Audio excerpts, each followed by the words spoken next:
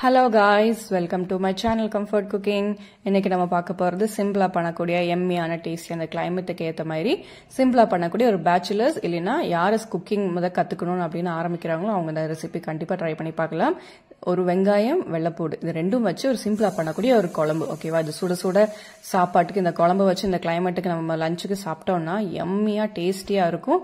So கண்டிப்பா எல்லாரும் try பண்ணி பாருங்க. இந்த மாதிரி இன்ட்ரஸ்டிங்கான வீடியோஸ்க்கு என் குக்கிங் சேனலை லைக் பண்ணுங்க, சப்ஸ்கிரைப் பண்ணுங்க, பெல் ஐக்கனை டிக் பண்ணிக்கோங்க.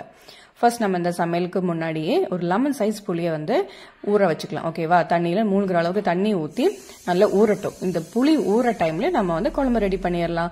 ஒரு கடாயில வந்து நல்லெண்ணெய் ஆட் பண்ணிக்கோங்க. அப்பதான் குழம்பு நல்லா டேஸ்டா இருக்கும். ஒரு 5 டீஸ்பூன் வந்து நல்லெண்ணெய். ஓகேவா?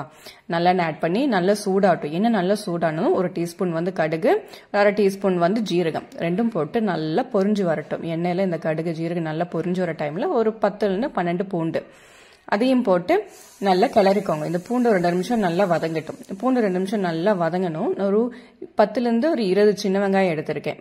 ஓகேவா? முழுசா போட்டுக்கோங்க. கொஞ்சம் நல்லாவே இருக்கும். கட் பண்ணி போட்டோம் தேவையில்லை. உங்களுக்கு வேணும் கட் பண்ணி போட்டோம்னா கொஞ்சம் பெரிய பெரிய பீஸா கட் பண்ணி போட்டுக்கோங்க. அது கொஞ்சம் கருவேப்பிலை ரெண்டத்தையும் போட்டு நல்லா வதக்கிக்கோங்க. வெங்காயம், பூண்டு, கருவேப்பிலை இதெல்லாம் நல்ல நிலை நல்லா வதங்கணும். எவ்வளவு அளவுக்குன்னா ஒரு 4 to 5 நிமிஷம் பூண்டு வெங்காயம் எல்லாம் நல்லா சாஃப்டா ஆகிற பதத்துக்கு நல்லா வதக்கிக்கோங்க. ஒரு 5 நிமிஷம் வதக்கணும்னாலே ஆயிரும் மீடியம் ஃப்ளேம்ல.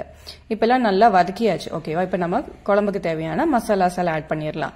1 டீஸ்பூன் வந்து மல்லித்தூள், 2 டீஸ்பூன் வந்து மிளகாத்தூள், 1 டீஸ்பூன் வந்து மஞ்சத்தூள். உங்களுக்கு காரத்துக்கு ஏற்ற மாதிரி நீங்க மிளகாத்தூள் ஆட் பண்ணிக்கோங்க.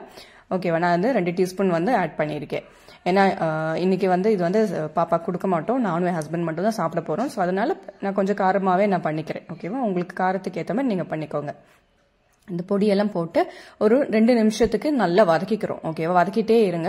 ஏன்னா எடுத்துட்டு வேணாம், கருகிரும். இப்போ 2 நிமிஷத்துக்கு நல்லா வதக்கி அந்த எண்ணெய் விட்டு பிரிஞ்சு வரும். மசாலா ராஸ் எல்லாம் போய் எண்ணெய் விட்டு பிரிஞ்சு வரும்போது இந்த லெமன் சைஸ் புளியை கரைச்சி வச்சிருந்தோம்ல அது நல்லா ஊற போட்டு நல்லா கரைச்சி எடுத்து அதுக்குள்ள போட்டு அந்த புளி தண்ணி அதுக்குள்ள போட்டு இந்த குழம்புக்கு தேவையான அளவுக்கு உப்பும் போட்டு நல்லா கிளறி விட்டுக்கிறோம். ஓகேவா? இந்த எல்லா இடத்துலயும் இந்த உப்பு எல்லா இடத்தையும் மிக்ஸ் பண்ணி வர நல்லா கிளறி விட்டு இது நல்லா கொதி வர விட போறோம். ஓகேவா? இது நல்லா கொதிக்கணும். ஏன்னா எந்த அளவுக்குன்னா இந்த புளி தண்ணி ஊத்திருக்கோம். இந்த புளி தண்ணி இந்த மசாலா எல்லா இடத்துலயும் நல்லா ஜெல்லாய் நல்லா வரணும். அதே மாதிரி நல்லா கெட்டியா வரணும்.